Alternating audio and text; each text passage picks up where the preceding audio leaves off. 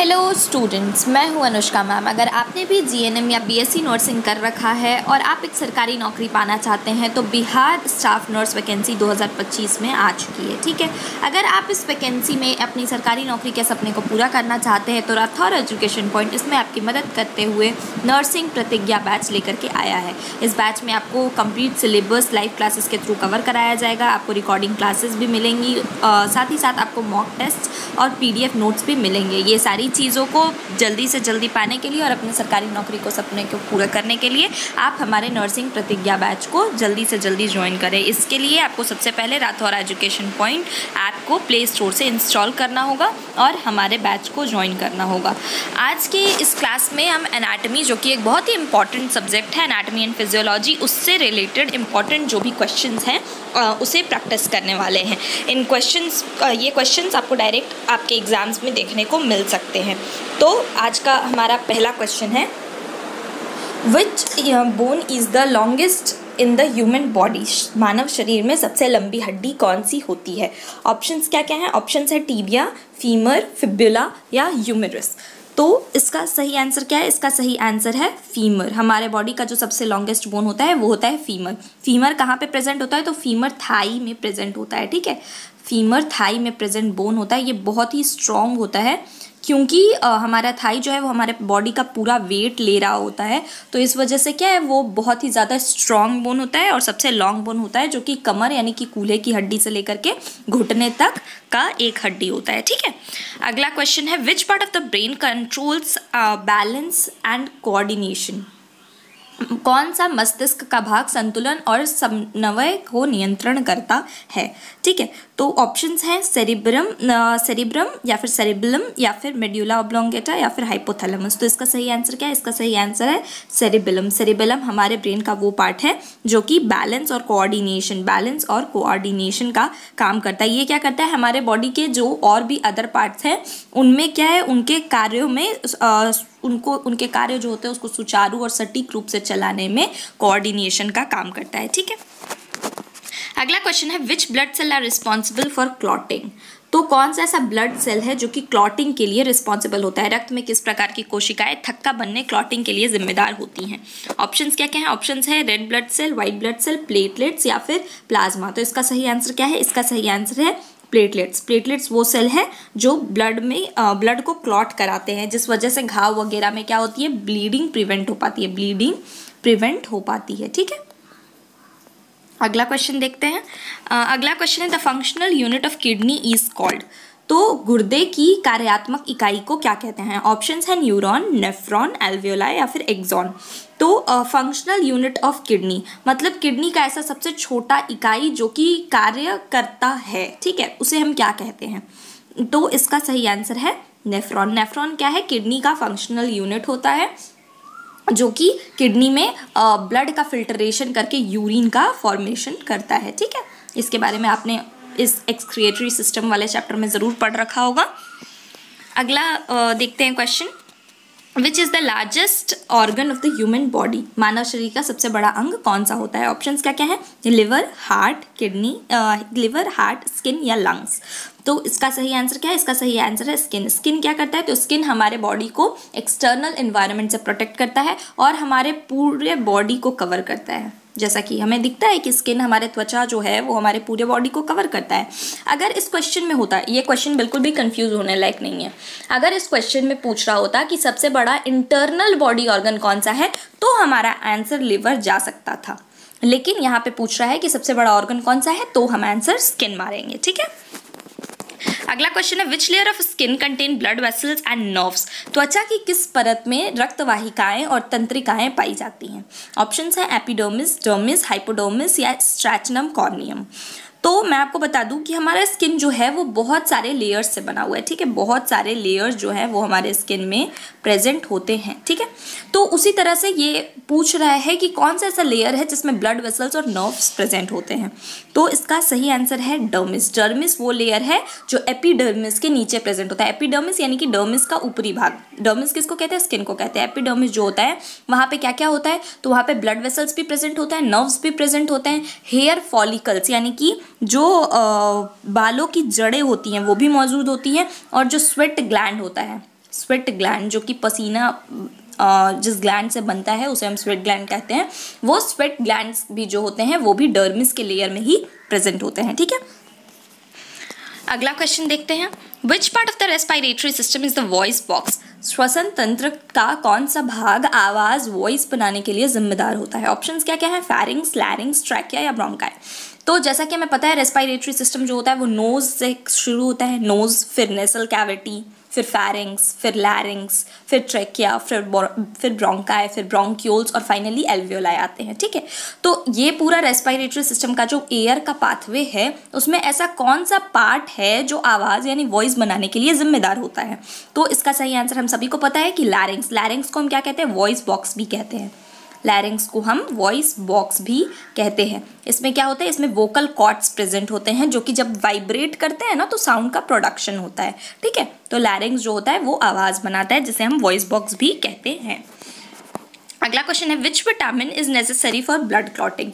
अब blood clotting जो है वो प्लेटलेट्स तो कराता है बट इसके साथ साथ उसमें और भी बहुत सारी चीज़ें होती हैं जो इन्वॉल्व होती हैं। वो पूरा का पूरा एक प्रोसेस होता है ब्लड क्लॉटिंग का। ठीक है, तो उस प्रोसेस में जो विटामिन ज़रूरत होती है वो विटामिन कौन सी होती है? ऑप्शंस देखते हैं। Vitamin A, vitamin C, vitamin D या विटामिन के। तो इसका सही आंसर क्या है? इसका सही आंसर है विटामिन के। विटामिन के जो होता है वो बहुत ही इंपॉर्टेंट रोल प्ले करता है किसमें? तो ब्लड क्लॉटिंग के प्रोसेस में। ठीक है, अगला क्वेश्चन है the smallest functional unit of the nervous system is. अभी हमने ऊपर देखा था कि the smallest functional unit of kidney को क्या कहते थे? नेफ्रॉन कहते थे। तो उसी तरह से स्मॉलेस्ट फंक्शनल यूनिट जो न्यूरॉन यानी नर्वस सिस्टम का है उसे हम क्या कहते हैं? ऑप्शंस क्या क्या है? नेफ्रॉन, न्यूरॉन, एक्सॉन या डेंड्राइट। तो इसका सही आंसर क्या है? इसका सही आंसर है न्यूरॉन। न्यूरॉन जो है वो फंक्शनल यूनिट है नर्वस सिस्टम का। एक न्यूरॉन जो होता है वो 3 पार्ट्स से बना होता है। ठीक है, 3 पार्ट्स से बना होता है। उसके 3 पार्ट्स क्या होते हैं? पहला होता है एक्सॉन, दूसरा होता है डेंड्राइट और तीसरा पार्ट क्या होता है? Cell body. तीसरे पार्ट को हम सेल बॉडी कहते हैं। ठीक है, अगर आपने न्यूरॉन का इमेज देखा हो तो उसमें 3 पार्ट्स होते हैं, एक्सॉन, डेंड्राइट और सेल बॉडी। ठीक है, अगला क्वेश्चन देखते हैं which chamber of the heart receives oxygenated blood from the lungs? तो सर्कुलेटरी सिस्टम चैप्टर का ये बहुत इंपॉर्टेंट क्वेश्चन है कि हृदय का कौन सा कक्ष फेफड़ों से ऑक्सीजन युक्त रक्त प्राप्त करता है? तो जैसा कि हमें पता है कि हमारा हार्ट जो होता है वो 4 चैम्बर होता है। ठीक है, क्या क्या चैम्बर्स होते हैं? तो right atrium, right ventricle, left atrium और लेफ्ट वेंट्रिकल। ठीक है, तो हमारे 4 चैम्बर्ड हार्ट में जो ऑक्सीजनेटेड ब्लड यानी कि ऑक्सीजन युक्त ब्लड, जिस ब्लड में ऑक्सीजन प्रेजेंट हो, वो हमारे हार्ट के किस चैम्बर में, किस कक्ष में आता है? तो लंग्स से जो ऑक्सीजनेटेड ब्लड होता है वो क्या होता है? वो पल्मनरी वेन। ठीक है, पल्मनरी वेन के थ्रू कहाँ जाता है? लेफ्ट एट्रियम में जाता है। वहाँ से फिर ये कहाँ जाता है? लेफ्ट वेंट्रिकल में जाता है और वहाँ से ये पूरे बॉडी में आयोर्टा के थ्रू ट्रांसपोर्ट किया जाता है। ठीक है, तो इसका सही आंसर क्या है? ये कहाँ जाता है? लेफ्ट एट्रियम में। हमारा सही आंसर है ऑप्शन नंबर सी। अगला क्वेश्चन है what is the basic structural and functional unit of the liver? यकृत यानी लीवर की संरचनात्मक और क्रियात्मक मूल इकाई क्या है? तो हमारा लीवर जो है उसका फंक्शनल यानी कि काम करने में सबसे छोटा इकाई और वो जिस चीज़ से बना हुआ है उसमें सबसे छोटा इकाई। जैसे हमारा घर जो है वो ईंटों से बना होता है, तो हमारे घर का जो स्ट्रक्चरल यूनिट हुआ वो क्या हुआ? एक ईंट हुआ। हमने ढेर सारा ईंटों को जोड़ करके एक मकान बनाया। ठीक है, उसी तरह से यकृत जो है उसका स्ट्रक्चरल और फंक्शनल यूनिट क्या है? ऑप्शंस है नेफ्रॉन, हेपेटोसाइट, एल्वियोलस या फिर न्यूरॉन। तो इसका सही आंसर क्या है? हेपेटोसाइट। हेपेटोसाइट हम किसको कहते हैं? लीवर के सेल्स को हेपेटोसाइट कहते हैं। जहां भी आप हेपेटो वर्ड देखो तो हेपेटो जो वर्ड है वो हमेशा लिवर से ही रिलेटेड होता है। रेनल जो वर्ड होता है जैसे वो किडनी से रिलेटेड होता है, वैसे ही हेपेटो जो वर्ड है वो हमेशा लिवर से रिलेटेड होता है। तो हेपेटोसाइट इसका सही आंसर है। अगला क्वेश्चन है विच mineral is essential for muscle contraction? मांसपेशियों के संकुचन यानी मसल कंट्रैक्शन के लिए कौन सा खनिज मिनरल आवश्यक है? तो हमारा मसल्स जो है वो कॉन्ट्रैक्ट करता है, उसमें संकुचन होता है, तभी तो हम अपने जॉइंट्स को मूव कर पाते हैं, सारा काम हो पाता है। हमारा मूवमेंट क्यों पॉसिबल है? क्योंकि हमारे मसल्स मूव कर रहे हैं। तो उनके मूवमेंट में कौन सा मिनरल ज़रूरी होता है? ठीक है, ऑप्शंस क्या क्या है? सोडियम, पोटाशियम, कैल्शियम या फिर मैग्नीशियम। तो इसका सही आंसर क्या है? इसका सही आंसर है कैल्शियम। कैल्शियम जो होता है वो क्या होता है? बहुत ही इंपॉर्टेंट मिनरल है जो कि क्या करता है? जो कि ट्रोपोनिन से जुड़ता है, जो कि ट्रोपोनिन से जुड़ता है और एक्टिन मायोसिन का कॉन्ट्रैक्शन कराता है। एक्टिन मायोसिन जिसको हम लाइट बैंड डार्क बैंड भी बोलते हैं, तो एक्टिन मायोसिन क्या होता है? फिलामेंट्स होता है। एक्टिन मायोसिन क्या होता है? फिलामेंट्स होता है जिसके कॉन्ट्रैक्शन से हमारा मसल मूव करता है। तो वो कौन करवाता है? कैल्शियम करवाता है। ठीक है, अगला क्वेश्चन देखते हैं। Which blood vessels carries deoxygenated blood from the heart to lungs. अब जैसा कि मैंने आपको बताया था कि हमारा लंग्स से जो ब्लड आता है वो कैसे आता है? तो पल्मोनरी वेन से आता है। तो ये पूछना चाह रहा है कि हृदय से फेफड़ों की ओर अशुद्ध यानी डीऑक्सीजनेटेड ब्लड, डीऑक्सीजन युक्त रक्त जो है वो किस रक्त वाहिकाओं द्वारा ले जाई जाती है? आता किससे है? पल्मोनरी वेन से। अब जाता किससे है? ये इस सवाल में पूछ रहा है। ऑप्शंस क्या क्या है? पल्मोनरी आर्टरी, पल्मोनरी वेन, आयोर्टा या सुपीरियर वेना कावा। तो इसका सही आंसर क्या है? इसका सही आंसर है पल्मोनरी आर्टरी। हमारा डीऑक्सीजनेटेड ब्लड जो है वो पूरे बॉडी से राइट एट्रियम में आता है, राइट एट्रियम से राइट वेंट्रिकल में जाता है और राइट वेंट्रिकल से ये पल्मोनरी आर्टरी के थ्रू पूरे हमारे लंग्स में ट्रांसपोर्ट कर दिया जाता है, जहाँ पे ये क्या होता है? ऑक्सीजनेटेड हो जाता है। डीऑक्सीजनेटेड ब्लड जो है उसमें ऑक्सीजन आ जाता है। ठीक है, तो इसका सही आंसर है पल्मोनरी आर्टरी। अगला क्वेश्चन देखते हैं। Which gland is known as master gland of the body. हमारे बॉडी का कौन सी ग्रंथि ऐसी है जिसे मुख्य ग्रंथि यानी मास्टर ग्लैंड कहते हैं? ऑप्शन है thyroid gland, pituitary gland, adrenal gland या पेनक्रियाज। तो इसका सही आंसर क्या है? Pituitary gland. पिट्यूटरी ग्लैंड एक पी साइज्ड ग्लैंड होता है। ठीक है, पी साइज्ड एक मटर के दाने के आकार का एक ग्लैंड होता है जो कि ब्रेन में प्रेजेंट होता है और ये क्या करता है? ये ऐसे हार्मोन्स बनाता है जो बाकी सारे ग्लैंड्स को अपने अपने हार्मोन सिक्रीट करने में हेल्प करता है। ठीक है, तो इसका सही आंसर है पिट्यूटरी ग्लैंड। इसी वजह से इसको मास्टर ग्लैंड भी कहते हैं। अगला क्वेश्चन है। Where does the process of digestion begins. पाचन डाइजेशन की प्रक्रिया कहाँ से शुरू होती है? ऑप्शंस की हैं स्टमक, माउथ, स्मॉल इंटेस्टाइन, छोटी आंत या फिर ईसोफेगस, अन्न प्रणाली। तो हमारा जो डाइजेशन है वो किस पार्ट से शुरू होता है? इसका सही आंसर क्या है? इसका सही आंसर है मुख यानी माउथ। माउथ में क्या सलाइवा जो होता है वो फूड में मिक्स होता है और क्या करता है? एमाइलीज जो होता है उसके डाइजेशन में सलाइवरी एमाइलीज जो होता है सलाइवा वो मिक्स होता है और वहीं से खाना का डाइजेशन शुरू हो जाता है। तो हमारे खाने का डाइजेशन माउथ से ही शुरू होता है। अगला क्वेश्चन देखते हैं। विच part of brain regulates body temperature. कौन सा मस्तिष्क का भाग शरीर के तापमान को नियंत्रित करता है? ऑप्शंस क्या क्या है? सेरिब्रम, सेरिबेलम या फिर हाइपोथैलेमस या फिर मेड्यूला ऑब्लोंगेटा। तो ये बहुत ही कॉमन सा क्वेश्चन है जिसका आंसर आप सभी को ऑलमोस्ट पता होगा कि हमारा ब्रेन का जो हाइपोथैलेमस पार्ट है वो बॉडी के टेम्परेचर को कंट्रोल करने में ये करता है और यहाँ तक कि भूख, नींद और जो भी हार्मोन का ये हो रहा है, भूख, नींद, प्यास, ये सभी चीज़ों को कौन रेगुलेट करता है? तो हाइपोथैलेमस रेगुलेट करता है। ठीक है, अगला क्वेश्चन है। Which type of muscle is found in the walls of internal organs like the stomach. पेट जैसे आंतरिक अंगों की दीवार में किस प्रकार की मांसपेशियां पाई जाती है? तो हमारे पेट का जो पेट जैसे जो आंतरिक अंग है यानी इंटरनल ऑर्गन्स हैं उनकी दीवारों पे यानी कि वॉल्स पे, ये अगर पेट का वॉल है तो इस पे कौन से मसल्स प्रेजेंट होते हैं? मांसपेशियां प्रेजेंट होती हैं। ऑप्शन है स्केलेटल मसल, कार्डियक मसल या फिर स्मूथ मसल या फिर वॉलेंट्री मसल।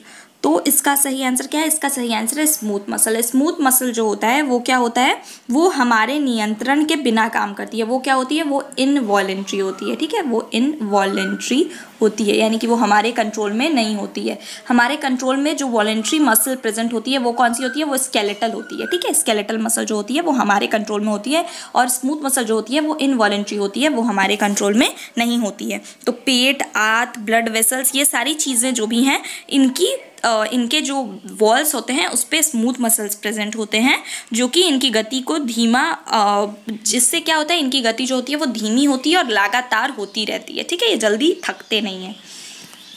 अगला क्वेश्चन देखते हैं। Which blood group is known as the universal donor.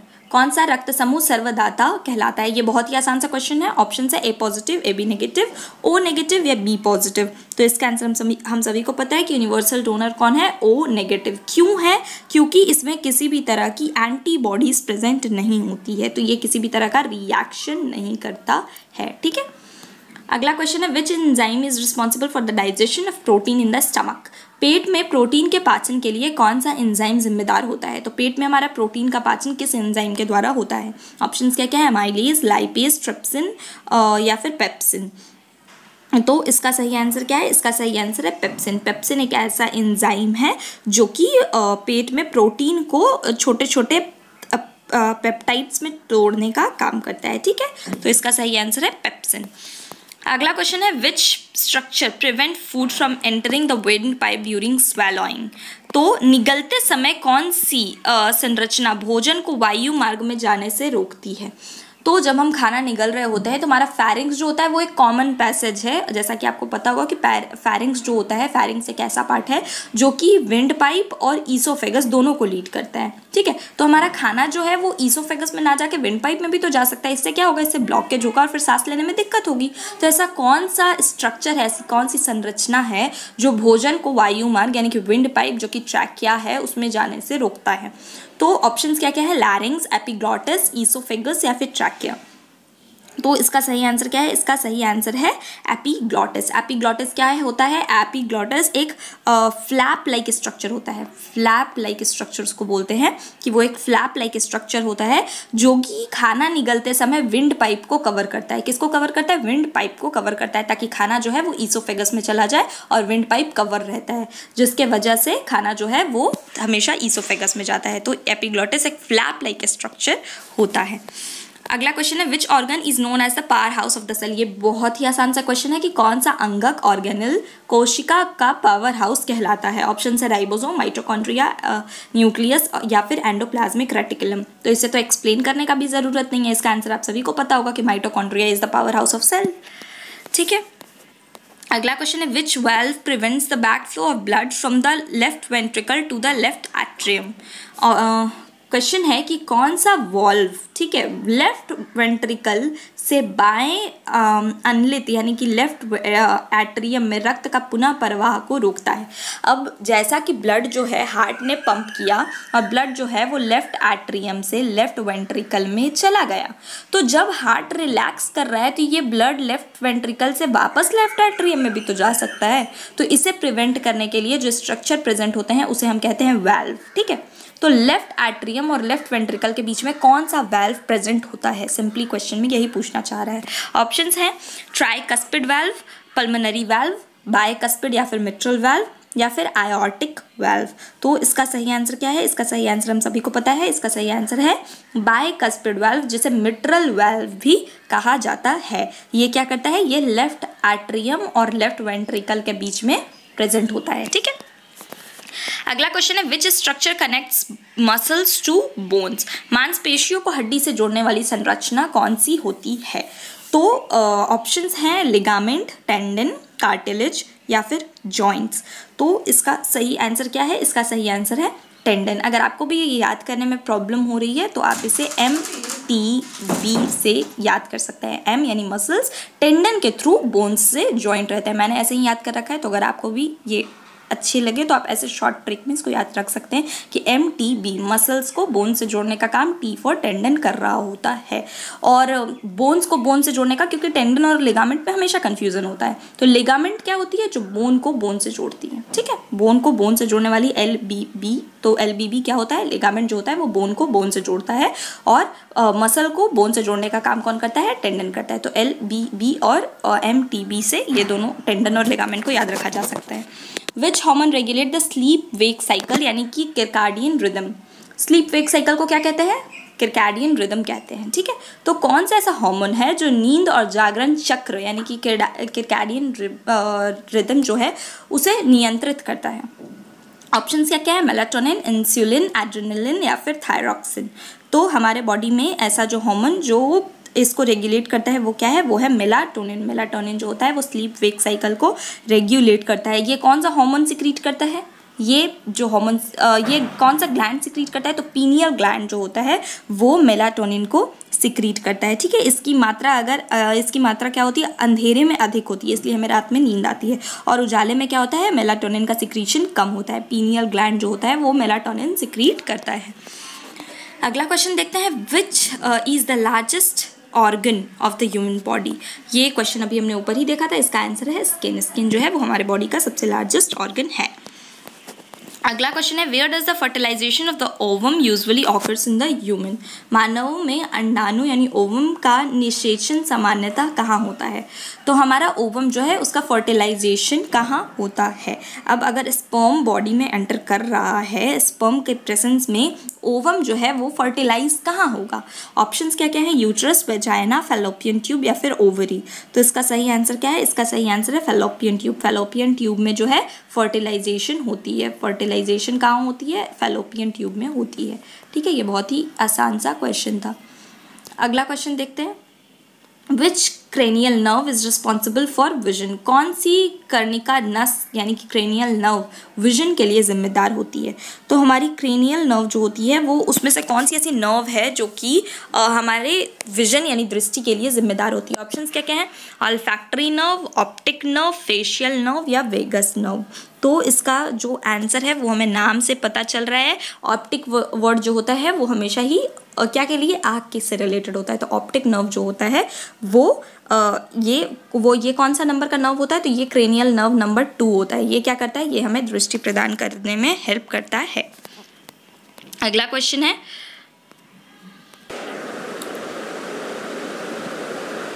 गुर्दे किडनी की कार्यात्मक इकाई कौन सी होती है। तो ये क्वेश्चन भी अभी हमने ऊपर देखा है कि किडनी की जो फंक्शनल यूनिट होती है वो नेफ्रॉन होती है। ठीक है, अगला क्वेश्चन है, which vitamin is essential for blood clotting. रक्त का थक्का यानी ब्लड क्लॉटिंग बनने के लिए कौन सी विटामिन ज़रूरी होती है। इसका आंसर है विटामिन के। अगला क्वेश्चन है, which is the longest bone in the human body. मानव शरीर की सबसे लंबी हड्डी कौन सी होती है। तो इसका आंसर है फीमर। फीमर जो होता है वो थाई में प्रेजेंट होता है और ये सबसे लंबी हड्डी होती है। Which part of the ear is responsible for maintaining balance. कान की ऐसी कौन सी भाग संतुलन बनाए रखने के लिए जिम्मेदार होती है। ऑप्शंस क्या क्या हैं, कॉक्लिया, पिन्ना या फिर सेमी सर्कुलर कैनाल या फिर टिम्पैनिक मेम्ब्रेन। तो हमारी ईयर में ऐसी कौन सी पार्ट होती है जो हमारे बॉडी के बैलेंस बनाने में हेल्प करती है। इसका सही आंसर क्या है, इसका सही आंसर है semi circular canal. Semi circular canal जो होता है वो कान के अंदर होती है और ये शरीर के मूवमेंट और पोजीशन में बदलाव को महसूस करके संतुलन बनाए रखती है। ठीक है, अगला क्वेश्चन देखते हैं, which gland is known as master gland. तो इसका आंसर हमें पता है, पिट्यूटरी ग्लैंड को मास्टर ग्लैंड कहते हैं। The functional unit of nervous system is called, the functional unit of nervous system क्या होता है, न्यूरॉन होता है। What is the largest artery in the human body. मानव शरीर की सबसे बड़ी धमनी कौन सी होती है। ऑप्शंस है पल्मोनरी आर्टरी, आयोर्टा, कैरोटिड आर्टरी या फिर फीमोरल आर्टरी। तो इसका सही आंसर क्या है, इसका सही आंसर होता है आयोर्टा। आयोर्टा जो है वो हमारे बॉडी के सबसे लार्जेस्ट आर्टरी होती है जो कि लेफ्ट वेंट्रिकल से आयोर्टा के थ्रू क्या होता है, ब्लड जो है वो पूरी बॉडी में सर्कुलेट होता है, बॉडी में जाता है। ठीक है, तो ये सबसे लार्जेस्ट आर्टरी होती है। Which type of joint is found in the shoulder and hip. कंधे यानी शोल्डर और कूल्हे यानी हिप में किस प्रकार का जोड़े यानी जॉइंट पाया जाता है। ऑप्शंस क्या क्या हैं, hinge joint, ball and socket joint, pivot joint या फिर ग्लाइडिंग जॉइंट। तो इसका सही आंसर क्या है, बॉल एंड सॉकेट जॉइंट जो होता है वो शोल्डर और हिप में प्रेजेंट होता है। ये क्या होता है, एक गोल सिरा बॉल जो होता है, एक गोल सिरा वो सॉकेट से दूसरी हड्डी से ऐसे जुड़ा होता है। ठीक है, इसमें क्या होता है, इसमें 360 डिग्री यानी कि पूरा गोल 360 डिग्री का घुमाव जो होता है वो पॉसिबल होता है, जैसे कंधा और कूल्हे में। ठीक है, तो इसका सही आंसर है ball and socket joint. Which part of the brain, ये क्वेश्चन अभी हमने देखा है। What is the normal pH of human blood. मानव रक्त का सामान्य पीएच रेंज क्या होता है। ऑप्शंस क्या क्या है, 6.5 से 7, 7.35 से 7.45 या फिर 7.8 से 8 या फिर 6 से 6.5। तो इसका सही आंसर क्या है, 7.35 से 7.45। हमारा जो ह्यूमन बॉडी का जो ब्लड है वो स्लाइटली एल्कलाइन इन नेचर होता है। क्या होता है, स्लाइटली एल्कलाइन इन नेचर होता है। अगला क्वेश्चन है, which enzyme in saliva helps in the digestion of starch. लार यानी सलाइवा में कौन सा एंजाइम स्टार्च के पाचन में मदद करता है। ऑप्शंस क्या क्या है, पेप्सिन, एमाइलेज, लाइपेज या फिर ट्रिप्सिन। तो हमारे सलाइवा में जो एंजाइम प्रेजेंट होता है जो कि स्टार्च का डाइजेशन करता है यानी कार्बोहाइड्रेट का डाइजेशन करता है, उसका नाम क्या है, उसका नाम है एमाइलेज, जिसको कि सलाइवरी एमाइलेज भी कहते हैं, जो कि कार्बोहाइड्रेट्स को सिंपल शुगर में कन्वर्ट करता है। क्या करता है, कार्ब्स जो होते हैं, कार्ब्स यानी कार्बोहाइड्रेट, उसको सिंपल शुगर में कन्वर्ट करता है। ठीक है, सिंपल शुगर में कन्वर्ट करता है।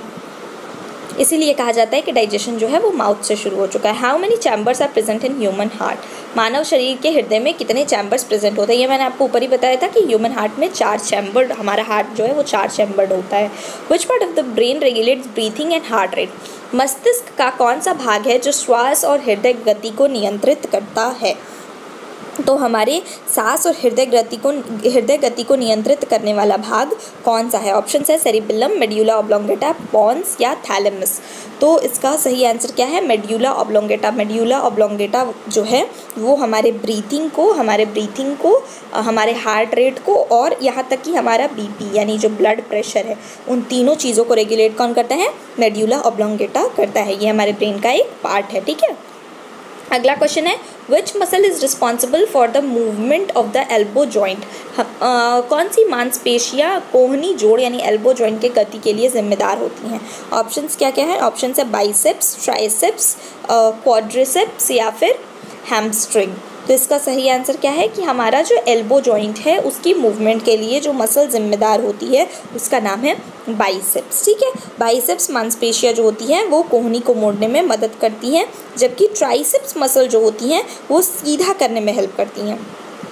तो हमारा बाइसेप्स जो है वो मोड़ने में हेल्प करता है और ट्राइसेप्स जो है वो सीधा करने में, एक्सटेंशन में हेल्प करता है, ठीक है। अगला क्वेश्चन है which of the following is the function of lymphatic system? निम्नलिखित में से लसिका तंत्र यानी कि लिम्फैटिक सिस्टम का कार्य कौन सा है? यानी कि हमारे लिम्फैटिक सिस्टम का क्या काम है?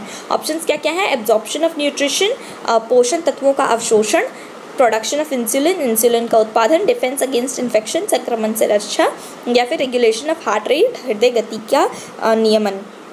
तो हमें पता है कि लिम्फैटिक सिस्टम जो है वो हमारे बॉडी में इन्फेक्शन को रोकने का काम करती है। डिफेंस अगेंस्ट इन्फेक्शन का जो रोल है वो लिम्फैटिक सिस्टम का होता है, ठीक है। इसका सही आंसर है ऑप्शन नंबर सी। इसमें क्या होता है? इसमें लिम्फोसाइट्स प्रेजेंट होते हैं। लिम्फोसाइट्स प्रेजेंट होते हैं जो कि लिम्फैटिक सिस्टम में जो लिम्फ होते हैं उसमें लिम्फोसाइट्स प्रेजेंट होते हैं जो कि एक तरह का क्या है? WBC है और ये हमारे बॉडी को इन्फेक्शन से प्रोटेक्ट करता है।